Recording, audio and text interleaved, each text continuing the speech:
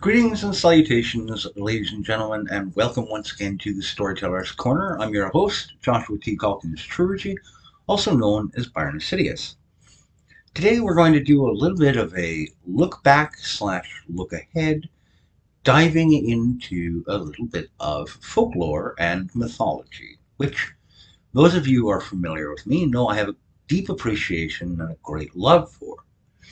And we are going to be taking a look at a very specific fairy tale, a very specific folk tale, since it is on a lot of people's minds, thanks to the efforts of the Walt Disney Company. We're going to be taking a look at Snow White.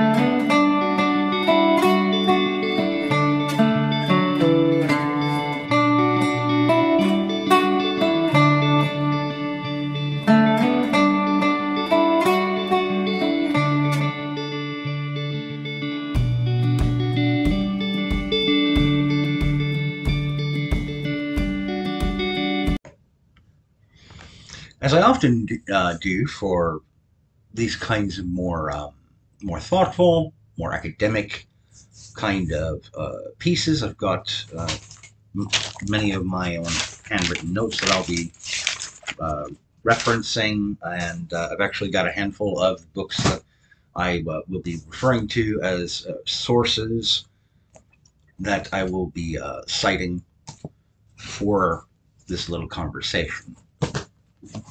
Some tremendous collections of mythology and folklore here that I've got to work with.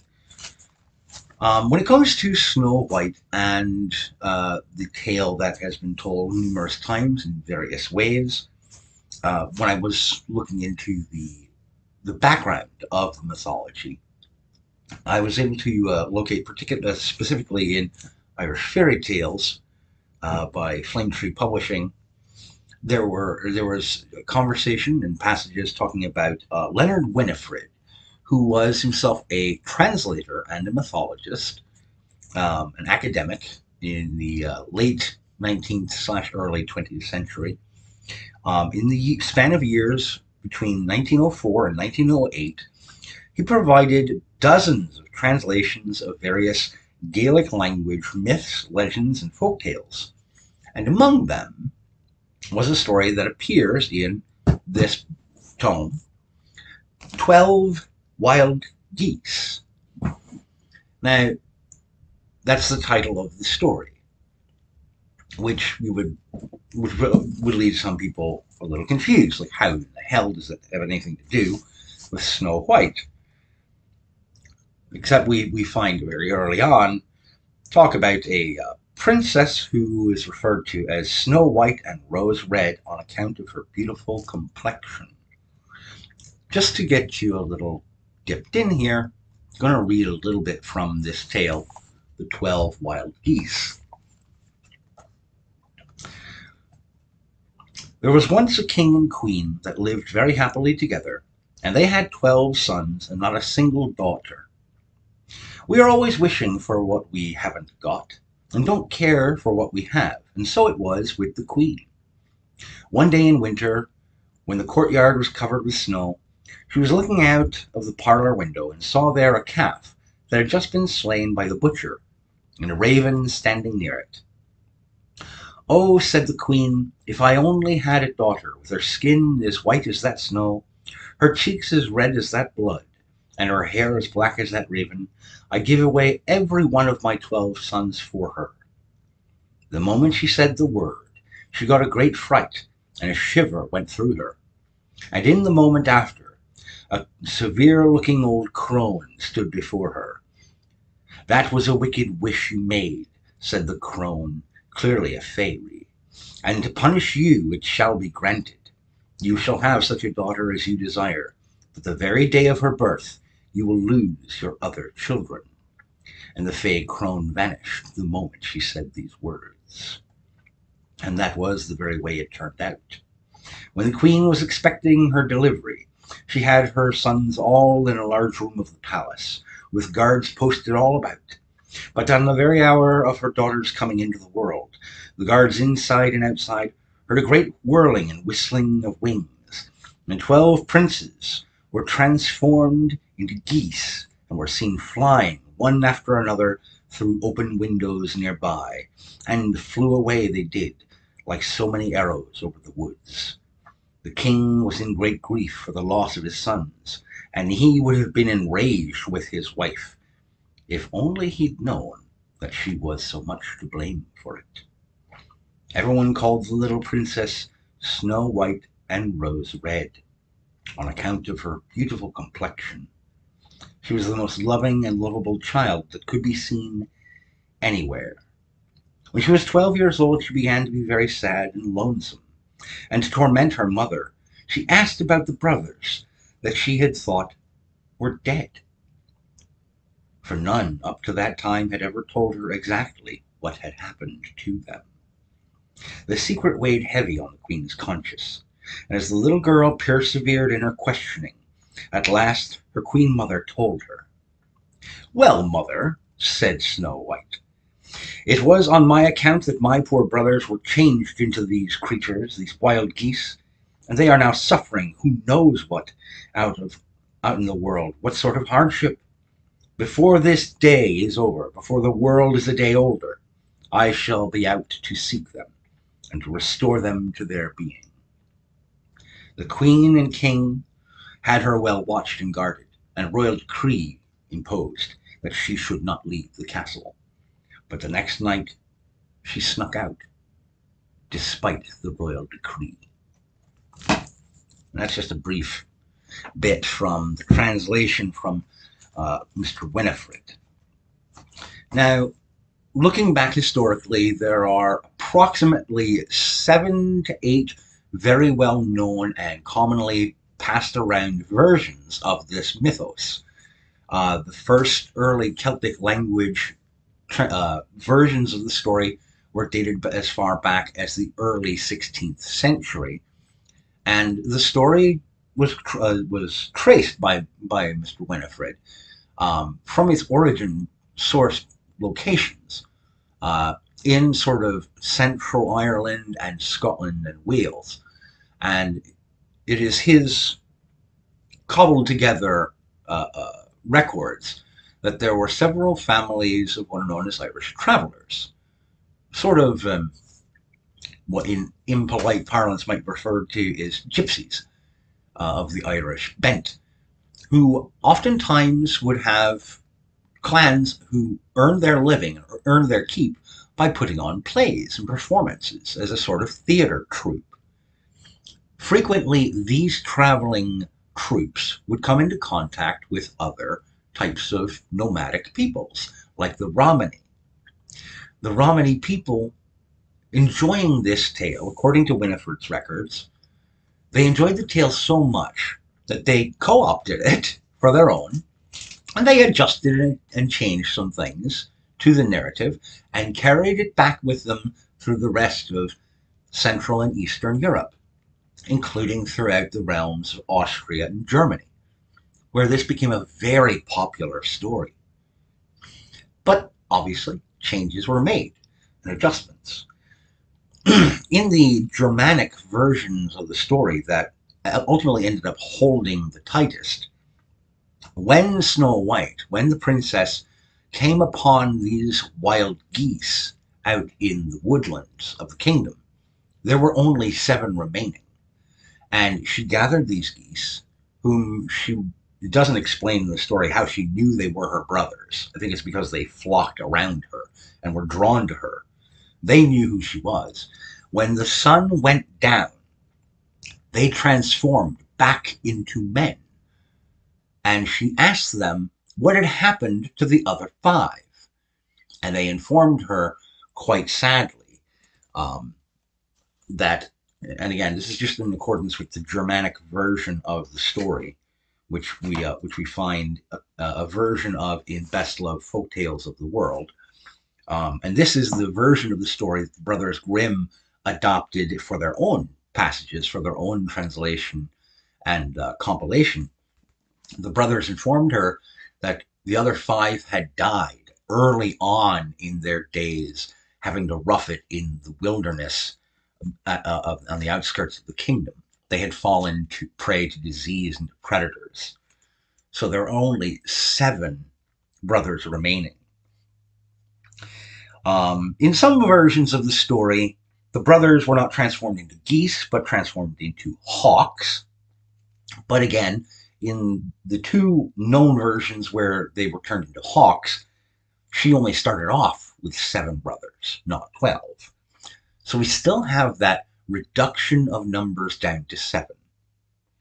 And this will play in, ultimately, when we get to the classic animated version of Snow White and the 7 dwarves.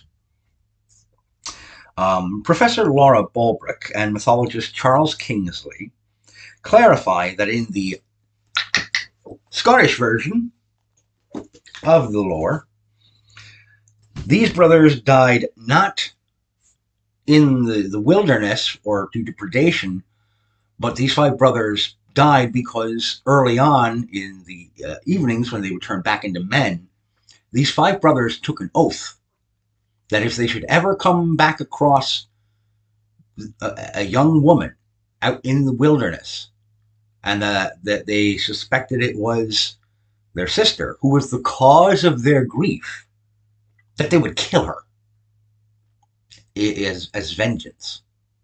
But they were overruled. Now, here's a strange thing about the back and forth passage of folklore and mythology in the old world. Elements of this version of the story found their way back into Ireland, back to the Celts and to the travelers and theater troupes, and they adopted it, that element of swearing an oath, of a vengeful oath, and that got folded back into the original Irish lore, which ultimately ended up kind of reshaping the story as presented by the Irish. Causes a very different version to end up being passed back and forth as the story. But in almost all of the classical versions of the lore of the mythology, these brothers, having lived out in the wild and survived on their own, quote, grew squat and cloistered, keeping away from most other people. They became disheveled and misshapen, no longer quite entirely human. A little like dwarves, eh? In the original tale, also, the prince who comes upon Snow White takes her to wife because he sees about her, quote, the glow of fairy magic, which he believes means that she is of pure heart. Purity was, particularly spiritual purity, was highly prized by Celtic society, by many classical societies throughout those eras. So that would be seen as something that would be a draw or an allure to him.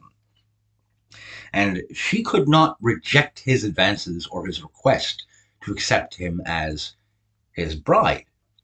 For the same fairy, Crone, who had cursed her mother and cursed her brothers, had come to her after she came upon her brothers and rediscovered them, and told her, if you want to break the curse on your brothers, you must not speak, you must shed no tears, and take the ragweed that you find gathered throughout the forest, and use that ragweed to stitch together a shirt for each of your brothers to save them from their curse.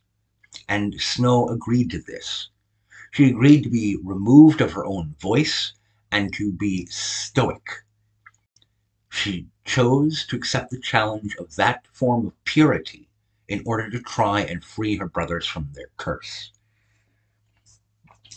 Now, we're looking ahead right now at Disney trying to, and a lot of people banging on and bagging Rachel Zegler for her wanting to, and Disney wanting to apparently, in the modern retelling of this classical tale, to, as a lot of critics have put it, turn her into a girl boss. You want to do that? Take a look at the original lore and mythos.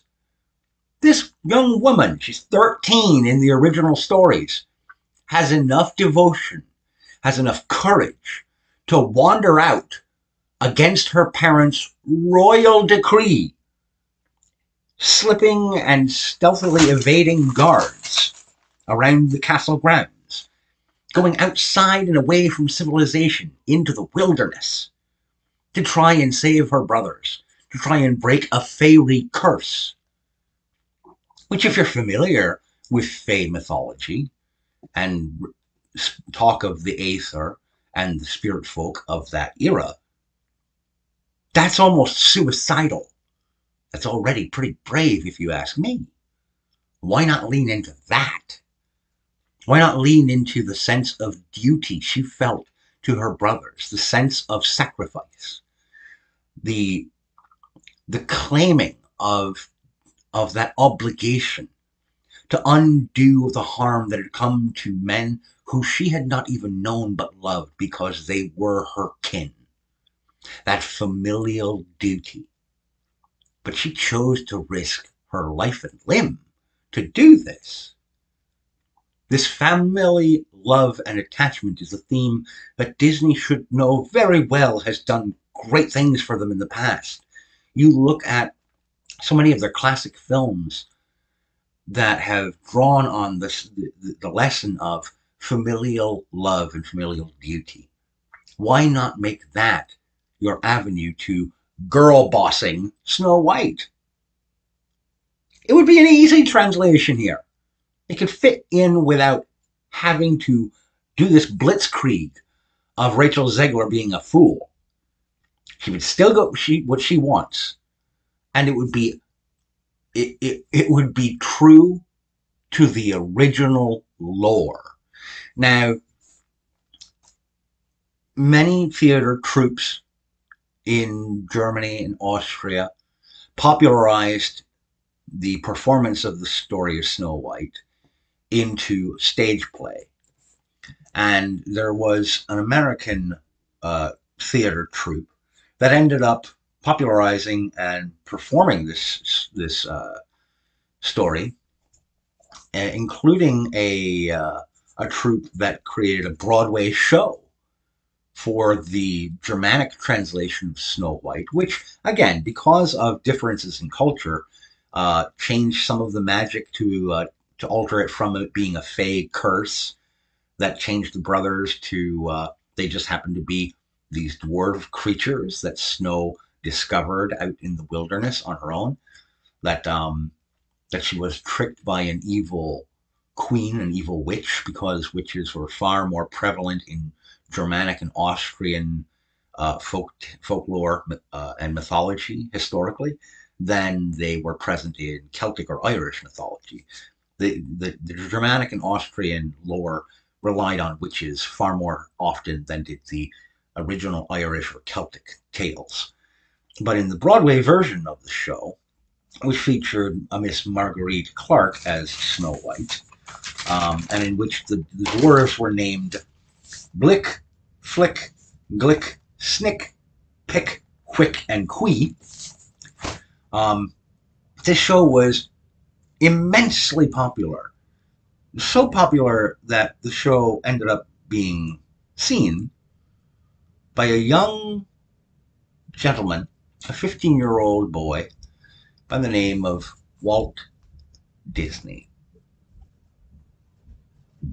who, with a budget at that time of just over, I think it was around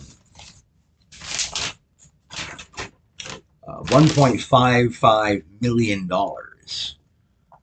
had created this animated classic film that we've come to know and love.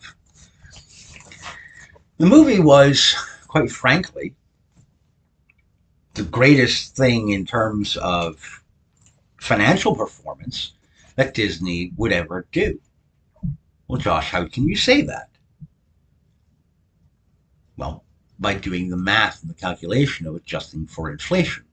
Adjusted for inflation, adjusted for the current marketplace, at its time during the theatrical run, Snow White and the Seven Dwarfs did sales in what today's money would translate to approximately $1.977 billion.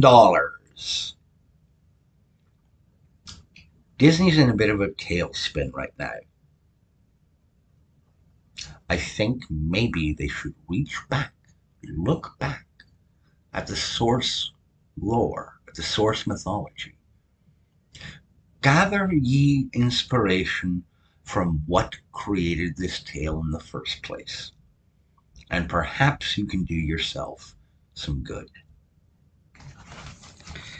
That's all I've got for today, talking a little bit about mythology and folklore as it pertains to a current look at some lore. We're looking ahead at a new version of Snow White. I think it could be done better than what they've got in mind. And I think that Disney owes it to themselves, their legacy, and their potential audience to really consider what they're doing. There is a way to pay homage and to honor the tradition of the original mythology, as well as do something different than what the original animated film did. You get to have it all if you play your cards right. If you had a halfway talented storyteller or script writer or even just a regular writer who could work with a screenwriter and have in partnership, you could have an excellent project here if you would pay attention to the source lore. People will say, oh, traditions are useless, they're meaningless, they're outdated. I think we can find in some of those traditions something worthwhile, worthy, and honorable to carry forward. Just a thought. Anyhow, thank you, ladies and gentlemen, for tuning in. Thank you for listening. I ask that you take care of yourselves, and as always, keep reading.